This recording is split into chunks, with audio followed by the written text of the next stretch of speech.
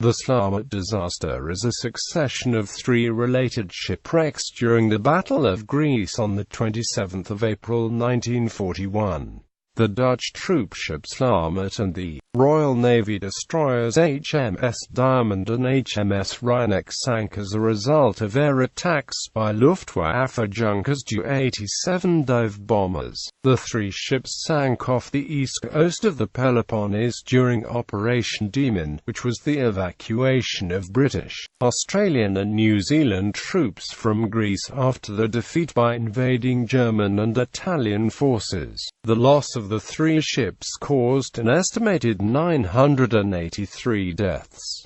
Only 66 men survived. Operation Demon. On the 6th of April 1941, Germany and Italy invaded Yugoslavia and Greece. An expeditionary force of British, Australian and New Zealand troops was already in Greece, but they and Greek defenders lost ground to the invaders, and by the 17th of April the British Empire was starting to plan the evacuation of 60,000 troops.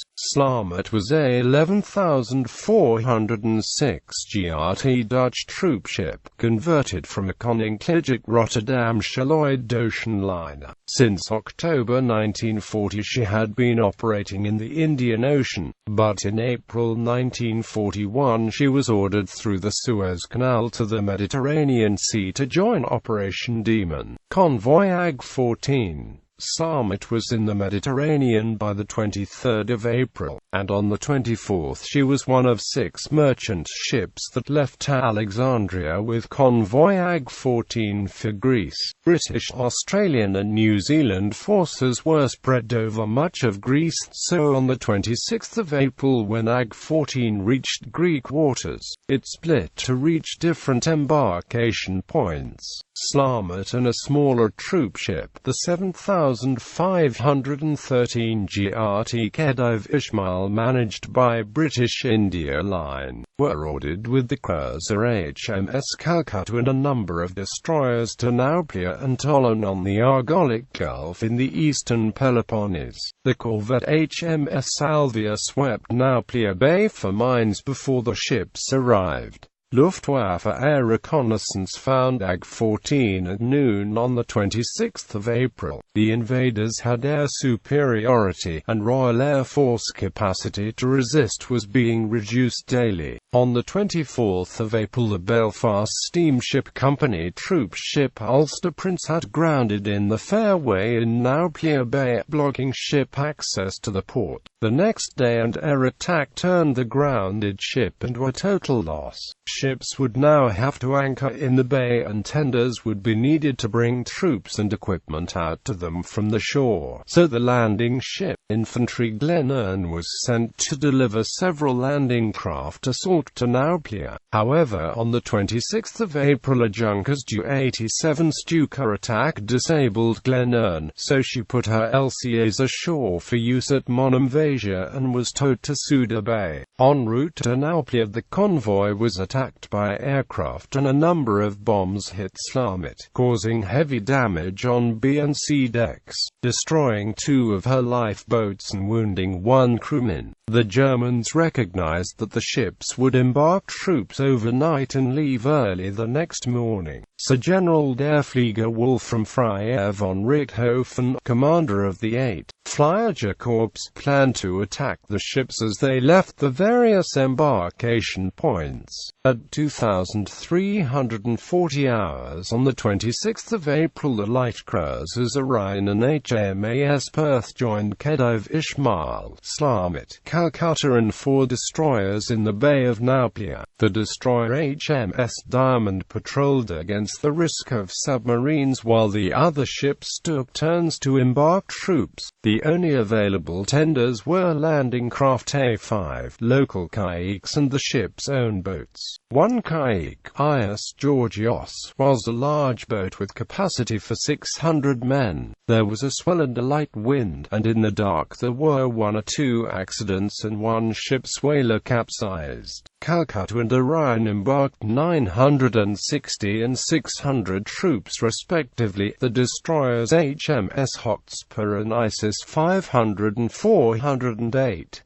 The slow rate of embarkation meant that Khedive Ismail did not get her turn and did not embark any troops. At 0300 hours, Calcutta ordered all ships to sail, but Slamat disobeyed and continued embarking troops. Calcutta and Khedive Ismail sailed at 0400 hours. Slamat followed at 0415 hours, by which time she had embarked about 500 troops, about half her capacity. An estimated 700–2,000 men were left behind, but Hotspur remained at Nauplia to embark as many of them as possible. Loss of Slamat. The convoy steamed south down the Argolic Gulf, Calcutta and Khedive Ismail at 12 knots and Slamat full ahead at 16 knots to catch up. At 0645 or 0715 hours, Luftwaffe aircraft attacked the convoy off Leonardian near the mouth of the Gulf. 3 Messerschmitt Bf-109 fighters attacked first, followed by a staffel of 9 Junkers Ju 87 Stuka dive bombers from Jagdgeschwader 77 at Almiros, Junkers Ju 88 and Dornier 17 bombers and more Bf-109s. The attackers mainly targeted the troop ships, but anti-aircraft fire from Calcutta and Diamond at first prevented aircraft from hitting Slamat. Then a SC-250 kilograms bomb exploded between her bridge and forward funnel, setting the bridge, control room and master's cabin afire. Her water system became disabled, hampering her crew's ability to fight the fire.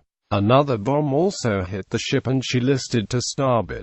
Slamat's master, Chialing Luedinger, gave the order to abandon ship. The bombing and fire had destroyed some of her lifeboats and life rafts, and her remaining boats and rafts were launched under a second Stuka attack. Hotspur reported seeing 4 bombs hit Slamat. At least 2 lifeboats capsized. No. 10 from overloading and No. 4 when, in the midst of transferring survivors, Diamond had to speed away from her to evade an air attack. One Stuka pilot, Berthold Young, saw 1 or 2 fellow pilots machine gunning survivors in the boats. Young had served in the German Navy, and back at Almiros airfield he complained very strongly that people in lifeboats had suffered enough, so in future they should be spared. Orion, Isis and Khedive Ismail kept moving to reach Suda Bay, while Calcutta rescued some survivors and ordered the destroyer Diamond to go alongside Slamat to rescue more. At 0815 hours, Diamond reported that she was still rescuing survivors and still under air attack. At 0916 hours, the destroyers HMAS Vendetta, HMAS Waterhen and HMS Wryneck arrived from Suda Bay in Crete to reinforce the convoy, so Calcutta sent Wryneck to assist Diamond. At 0925 hours, Diamond reported that she had rescued most of the survivors and was proceeding to Suda Bay. She left several people behind on life rafts, where aircraft machine gunned them. Calcutta's captain said the attack continued until about 1000 hours. Wryneck reached Diamond about 1000 hours and signaled a request for aircraft cover at 1025 hours. Diamond, accompanied by Wryneck, returned to Slamat, arriving about 1100 hours. The destroyers found Slamat's No. 10 and No. 4 lifeboats, both of which had been righted. They rescued 30 troops and 2 Dutch crew from No. 10 and Slamat's second officer and several other survivors from No. 4. Slamat was afire from stem to stern, and Diamond fired a torpedo at her port side that sank her in a coup de grace. By now Diamond carried about 600 of Slamat's survivors, including Captain Luedinger. Loss of Diamond and Wryneck. About 1,315 hours. A staffel of between 4 and 9 Ju-87 bombers came out of the sun in a surprise attack on the two destroyers. One bomb hit Diamond's engine room, stopping her engines and bringing down her funnel, mast and radio aerial. Another exploded in the sea off her port side, holing her hull below her foredeck. Her engine room petty officer H.T. Davis had been on deck but rushed below and released the pressure from her No. 3 boiler to prevent the risk of a boiler explosion. She sank in 8 minutes. Both of her lifeboats were destroyed, but her crew launched her 3 Kali floats. 3 bombs hit Wryneck. The first exploded on her port side and damaged her hull. The second and third hit her engine room and bridge. Her commissioned engineer, Maurice Waldron, shut down her boilers and brought on deck a wounded Australian officer whom he had been looking after and put him in a Kali float. Wryneck capsized a port but managed to launch her whaler and 3 Kali floats before she sank in 10 to 15 minutes. LTCDR Philip Cartwright, who commanded Diamond, was on a Kali float but gave his place to a sailor who was in the water. Cartwright was not seen again. Several men in the Kali floats died either from wounds or from drowning in the swell. They included LTCDR Robert Lane, who commanded Wryneck, and Dr. G.H. Brand, who was the civilian ship's doctor on Slamat. Rescues. Wryneck's whaler suffered 2 holes but was repaired. Her occupants were wet through. Her compass was damaged and her drinking water contaminated. Her 4 oars were serviceable. Commissioned engineer Waldron took command and she set off east past Cape Melias, towing 2 Kali floats and their occupants. In the evening the wind increased, causing the floats to strike the boats. Waldron reluctantly cast them adrift. Waldron was also nursing a leading seaman, George Fuller, who had bullet wounds in his belly and thigh. At 1900 the cruiser HMS Phoebe and 7 destroyers reached Suda Bay and disembarked evacuated troops. The Vice Admiral, Light Forces, Henry Pridham Whipple, became concerned that Diamond was not among them. Between 1922 and 1955 hours repeated attempts to radio Diamond drew no reply. Wryneck had been ordered to keep radio silence, so no attempt was made to radio her. Instead, Phoebe and Calcutta were asked if they had seen her, but the replies at 2,235 and 2,245 hours were indefinite. Pridham Whipple sent the destroyer HMS Griffin to the position in the Argolic Gulf where Slamat had been lost. Griffin found 14 survivors in 2 Kali floats. At 0240 hours she reported the rescue, said both destroyers had been sunk about 1,330 hours and she was still looking for Wryneck's whaler. In the morning she found more floats and another 4 survivors. She took the survivors to Crete. The last living survivor from Slamat, Royal Army Service Corps veteran George Dexter, states that after Wryneck was sunk he and 3 other men were rescued by Orion. On the morning of the 28th of April the whaler was about 30 nautical miles off Milos in the Aegean Sea, so she set course for the island. At noon she sighted Anan's Rock, about 13 nautical miles southeast of Milos, so Waldron decided to land there as everyone was exhausted. The rock has a bay, where the whaler found a kayak full of Greek refugees and British soldiers who had set out from Piraeus, were headed for Crete, but were sailing only by night to avoid detection.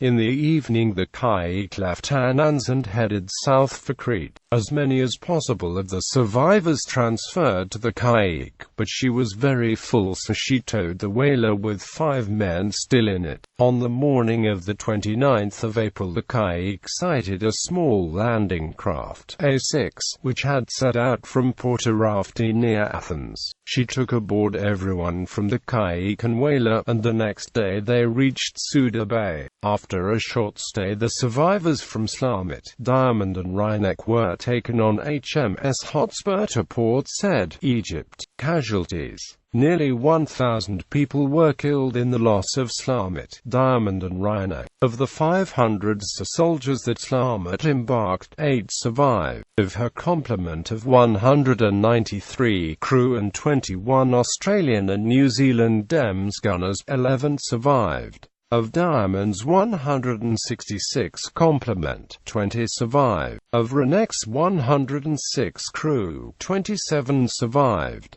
Slamat had a mixed crew of 84 guns, 74 Dutch, 24 Chinese, 10 Australians and a Norwegian. The 11 survivors were 6 guns, 4 Dutch and 1 other. The bodies of 3 of Slamat's crew washed ashore far from the wreck. Apprentice helmsman J. Pill on the Greek island of Stamperia, Second Officer G. van der Wood at Alexandria in Egypt, and lamp trimmer J. van der Bruges at Gaza in Palestine. Controversy. Vice Admiral Pridham Whipple held Slamat chiefly responsible of the disaster, asserting that her failure to depart until 75 minutes after she was ordered resulted in her being within range of the dive bombers well after dawn. In a volume of his history, The Second World War, Winston Churchill wrote, "At Navplian there was a disaster. The Slamat, in a gallant but misguided effort to embark the maximum number of men, stayed too long in the anchorage." The Dutch historian Karel Besma agreed that had Slamat obeyed orders and left on time, the convoy would not have been attacked. Frans Luedinger, who in 1995 published a book about his father Tjalling Luedinger, points out that had Slamat left on time, the convoy would have been only 20 nautical miles further south at the time of the attack. This was still in range from JG-77's base at Almyros and unlikely to have given enough advantage to the RAF's diminished fighter cover. The Germans knew the convoy would spend the night of 26–27 April evacuating troops from Nauplia and would not be far beyond the Argolic Gulf by daybreak.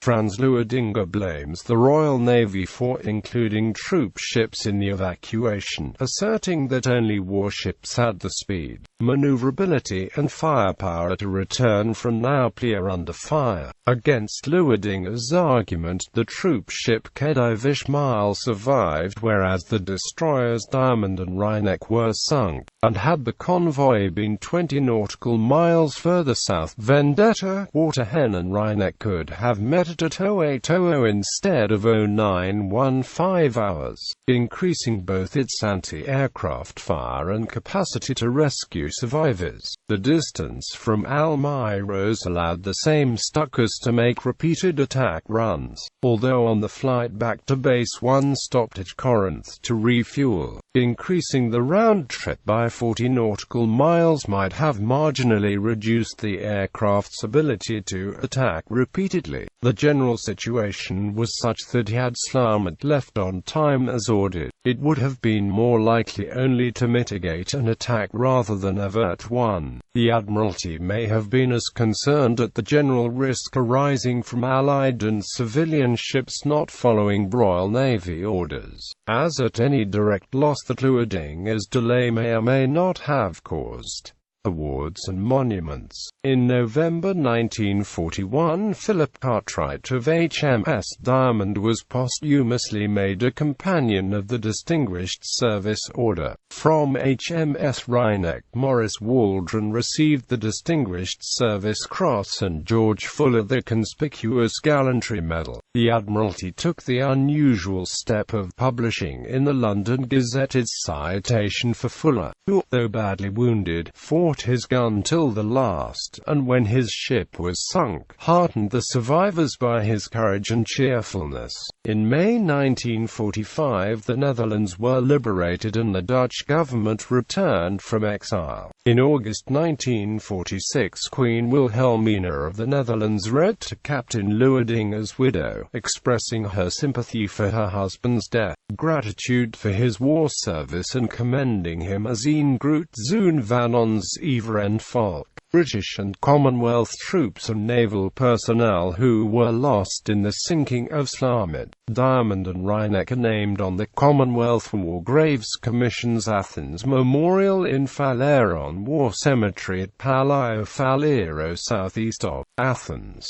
Royal Navy personnel are also commemorated in Britain on the Royal Navy monuments at Chatham, Plymouth and Portsmouth. George Dexter commissioned a monument to all the service personnel lost when the 3 ships were sunk. It is in the Royal British Legion Club, Shard End, Birmingham. There was no Dutch monument to Slamat until 2011, when one commemorating victims from all 3 ships was made by the Dutch sculptor Nicolas van Ronkenstein. It was installed in the St. Lawrence Kirk, Rotterdam and formally unveiled on the 70th anniversary of the disaster, the 27th of April. On the 27th of June 2012 the current HMS Diamond hosted a wreath-laying ceremony at the position where Slamat was sunk. Participants included Diamond's commander, descendants of some of the dead from the Netherlands and New Zealand, and the commander-in-chief of the Hellenic Navy.